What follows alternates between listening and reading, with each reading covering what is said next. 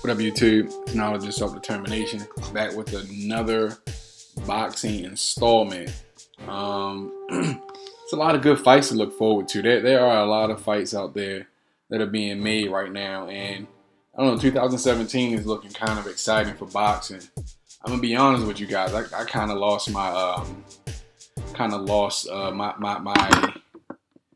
kind of lost a little bit of support for boxing for a little while with all the garbage matchups that were being put on. And there were good fights in 2016, but all the drama and all the racism and bigotry and bias, it makes me lose interest in the sport, because I don't watch boxing, to play politics, or I don't watch boxing, because now, mind you, I do root for the black fighters. However, I am objective enough to know if a black fighter isn't as skilled as a non-black fighter, that the chances of that black fighter not winning are probably high, depending on who they're fighting. And I make my judgments accordingly. I make my judgments accordingly.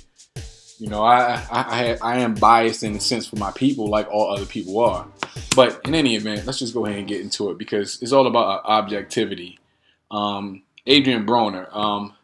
Now, I liked Adrian Broner when he fought at the lighter weights at 135 and everything, 130, 135. I liked him when he fought at the lighter weights. He was virtually unstoppable. But there was an interview with his pops done with Fight Hype, and basically his pop said, pretty much, quote, "It's going to be bad. He ain't going to be able to handle this. This is not jumping up. This is not jumping down." Or I guess not going down, but it's a quote, so it's going to be a good fight. It's going to be a good fight, though. He's not going to underestimate him. The power and speed that we have, we are capable of knocking him out, end quote. Adrian Broner is preparing to fight with Adrian Granados, which promises to be a pretty good fight. So I would definitely want people to check that out, and I'm gonna try my best to check it out myself. I don't know how the fight's gonna turn out. If Adrian Broner is serious and not being a buffoon and actually fighting to his full potential, because the kid has all the potential in the world, really. He's a very highly skilled, highly athletic person, a fighter. He just doesn't always bring a lot of those attributes to the ring. He keeps his stance very wide, and he fights very flat-footed. But the kid has awesome footwork. He just doesn't use it as much as I think he should. But anyway, moving on. Now, Premier Boxing Champs opens 2017 with five weeks of primetime network shows. Read a little bit of this article here. Premier Boxing Champions opened this third season with an explosive collision between newly crowned WBC 160-pound champion Leo Santa Cruz and Carl Frampton, and we already know the outcome of that. Leo Santa Cruz won their rematch against Carl Frampton. And a devastatingly impressive performance by Mikey Garcia, who scored a devastating third-round knockout against Dejan Zadakanin to win the WBC 135-pound world title. The PBC series rolls on with a fantastic slate of shows that will feature matches in the hottest divisions in boxing: featherweight, welterweight, junior welterweight, and heavyweight.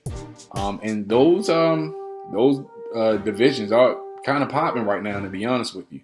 Let's see. Over the next 5 weeks, the PBC series will present 5 shows in February, including the much anticipated return of heavyweight champion Deontay Wilder, who is coming off surgery on his right arm and hand. Wilder will defend his title February 25th against undefeated heavyweight Gerald Washington in Birmingham, Alabama, on Fox in primetime. Now, that fight right there, I am curious to see how Deontay Wilder's right arm is going to hold up, because apparently he already had pins in his hand because he had broken his hand before. He broke his hand again, and he ripped his bicep. He ruptured the bicep muscle. In my own opinion, based on my own personal experience, muscle ruptures, muscle tears are the worst. It's so much harder to heal from a muscle tear as it is from a bone fracture. Man, I hope he doesn't put too much steam on his right hand and, allow himself to box more and rely on his skill as opposed to his power. Because I would hate to see his career be over at such a young age, because he completely destroyed his right arm. But moving on, also on March 4th, the highly anticipated welterweight championship unification bout between Danny Garcia and Keith Thurman tops a blockbuster card on Showtime Championship Boxing on CBS, presented by Premier Boxing Champions in primetime. Now, this fight right here, this is also a much anticipated fight. Keith Thurman and Danny Garcia. I know it's probably split between fans between Keith Thurman and his athleticism and his boxing ability and power versus Danny Garcia's chin, his durability, and his very quick left hooks. Now, I'm not going to give a prediction on this fight because I don't know who will win. I lean a little bit towards Keith Thurman, but it's still up in the air because I think if Keith Thurman if he starts feeling himself too much and sleeps on Danny Garcia, and he tries to play it close to the chest with Danny Garcia and stay in the pocket, Danny Garcia is very good at catching and shooting. He's very good at catching and punches and throwing counter hooks. He's very good at catching and shooting. Those of you who know about boxing or have trained understand what catching and shooting is. It's basically when you block a punch with your arms, for the most part, by covering your head or your body, and then you return with a counter shot. And I think Danny Garcia is one of the best I've seen at that. His reaction time when it comes to catching those punches and catching you with those short hooks is perfect. I mean, we all seen what he did to Eric Morales. He spun this kid like a top. That was brutal. That was bad. Danny Garcia does have one of the best left hooks in the game, and there are things that Danny Garcia does very well. I just think he is a notoriously slow starter, and he doesn't fare well against guys who are really good boxers and or boxer punchers. Keith Thurman has the ability to be a good boxer puncher, and if he can keep Danny Garcia at the end of his punches, he can make it a very easy night for himself. But Keith Thurman, like judging from his fight with Sean Porter, he can be pulled into a brawl, especially if you bring the fight to him. I don't know what Danny Garcia's game plan is going to be, but it's going to be a good fight nevertheless. They both have an opportunity to win.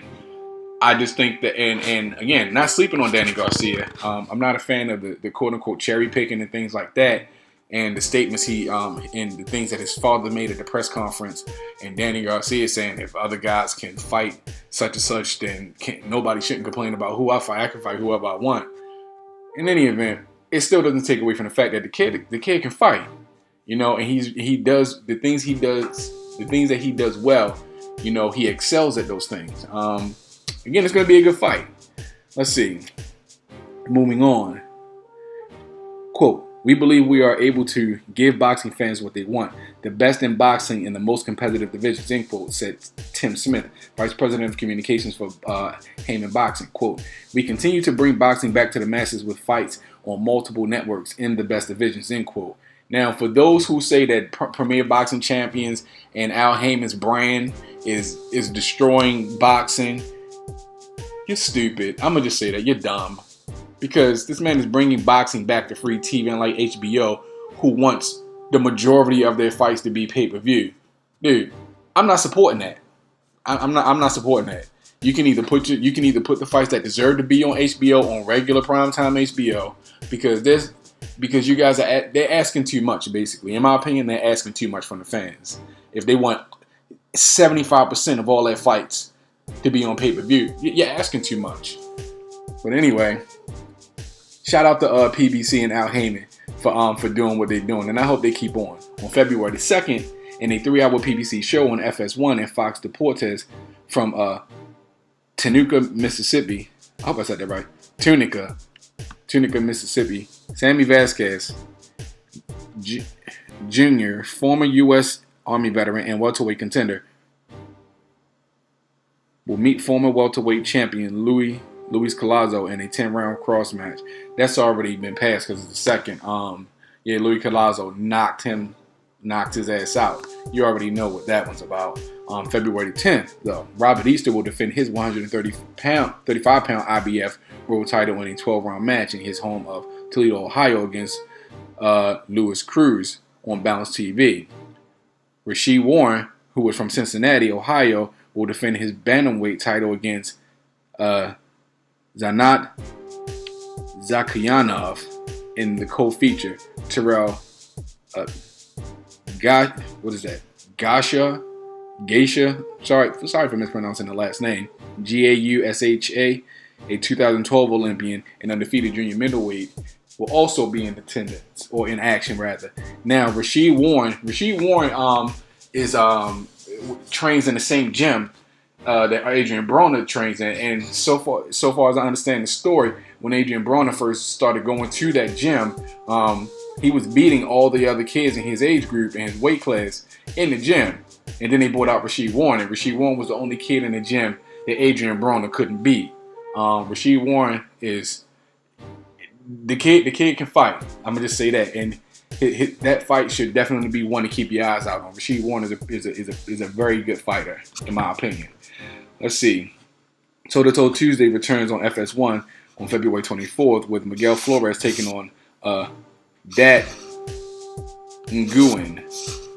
Also undefeated prospects Brandon Figueroa and Darwin Price will be showcased in separate bouts. Brandon Figueroa makes me think of Omar Figueroa. I haven't heard from him in a while. I don't know what's going on with that kid. February 25th on Fox and Fox Deportes, heavyweights will take center stage as Deontay the Bronze Bomber Wilder defends his WBC world title against Gerald El Gallo Negro,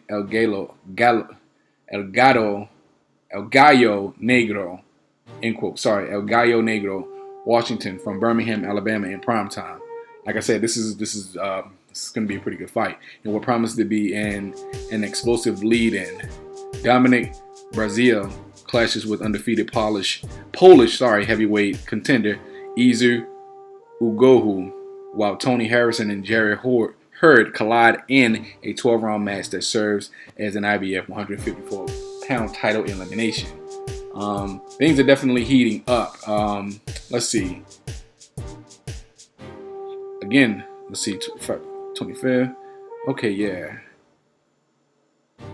Immediately following, PBC on Fox turned to FS1 to see hard-hitting super middleweight Caleb Plant and explosive featherweight knockout artist Jorge Lara featured in separate matches. Now, Caleb Plant is supposed to be a pretty good prospect. Dante from Dante's Boxing Nation has interviews with him. Check out his channel for information on Caleb Plant. He's done a number of interviews with Caleb Plant. So definitely check out his channel if you want more info on Caleb Plant. I'm sure he's on the internet and on other people's channels as well. But definitely check him out. And I'm sure Fight Hype has interviews with him as well. Definitely. Let's see. So Caleb Plant is definitely somebody to look out for. March will be just as busy with a slate of PBC cards on several networks, highlighted by the scintillating welterweight showdown of Garcia Thurman on March 4th in the Barclays Center. Okay.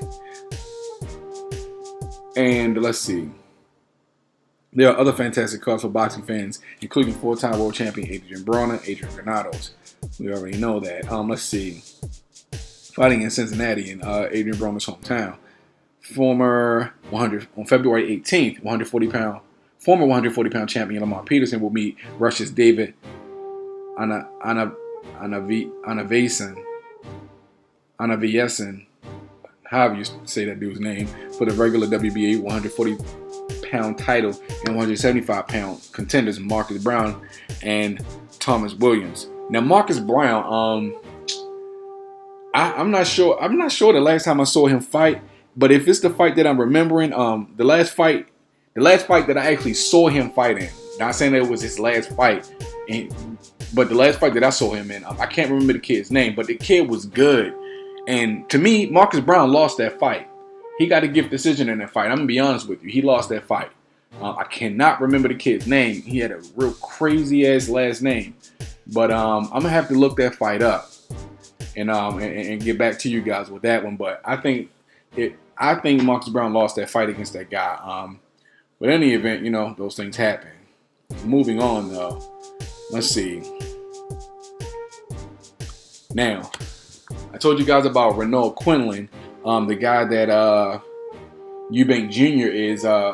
is slated to fight next. I think to put them in, I think does Quinlan have a belt? I'm not sure, but basically, judging from this headline, Renaud Quinlan laughs at Chris Eubank Jr. talk of wrecking Andre Ward, insists he won't get past him. Quote, he's a great fighter, smart. To me, he's pound for pound. Andre Ward, a lot of fighters know that he is, and you have to give it to him. I had a good laugh. He's talking about wrecking Ward. He hasn't even gotten past me yet. End quote. Stated super middleweight Renaud Quinlan, who spoke more about his upcoming clash with Eubank Jr., which promises to be a good fight. Like I said, or maybe a good fight. I haven't seen Renaud Quinlan, and I still haven't looked at any footage on the kid, but I do want to check out some footage to see how to hold his style in contrast with Andre Ward. Or not Andre Ward, but Chris Eubank. But I think this guy's an unknown commodity. I don't think that Chris Eubank Jr. should, look past that kid. Should be looking past that kid. I honestly don't think so. And Andre Ward, let's see. Adrian Broner gets deep on negativity and losing supporters. Relates to Ronda Rousey's tough losses. Quote, it's really not about the sympathy. Just knowing that somebody needs that type of support. Everybody can't bounce back off a loss. I just know how it feels to be on both sides. It's tough. End quote. Slated multi-division former world champion Adrian Broner, who shared his thoughts on negativity, losing supporters, and what Ronda Rousey may be going through. Check it out. Adrian Broner has had a lot of negativity surrounding himself in his career because of his antics in and outside of the ring. He says that he's more focused and more mature now. I really hope so. I really hope that he is more focused and more mature, because I do not believe that he's been performing at his potential, at the level that he can. If he's cut out the buffoonery, he'll gain me back as a fan, because I lost interest in this guy in his fights. You can't afford to be dancing around in the ring and acting like a nutcase. When somebody's trying to break your head open, you really can't afford any of that. But in any event, hopefully what he's saying is true, and he will come back ready to be serious and actually take his place as one of the best fighters in the world. RAU'SHEE Warren discusses title defense against Zanat Zakayanov. Quote, I'm ready to fight. I want more titles. End quote. Quote, he's looking for the knockout, so I gotta be aware at all times. I don't care if it's from the first round all the way to the 12th round. I gotta be ready at all times with this guy. It's a lot of things that I'm going to do in the gym to make it easier on me, and I feel like I'm going to come out on top. I want more titles that's out there. That's why I'm not turning down mandatory fights. End quote. Stated bantamweight champion RAU'SHEE Warren, who talked about his upcoming title defense against Zanat Zakayanov. Wow, I think I'm saying that name wrong every time I say it. His future plans and more. Let's see. Yeah, like I said, RAU'SHEE Warren is a good fighter, man. I'll put the link to all of these different interviews into the description for FightHype.com. So props to them, for keeping their feet wet and getting all the info on these dudes. But yeah, I'm gonna do more updates on the upcoming fights in the next video. So it's now to do self-determination. Like, and subscribe. I'm out. Peace.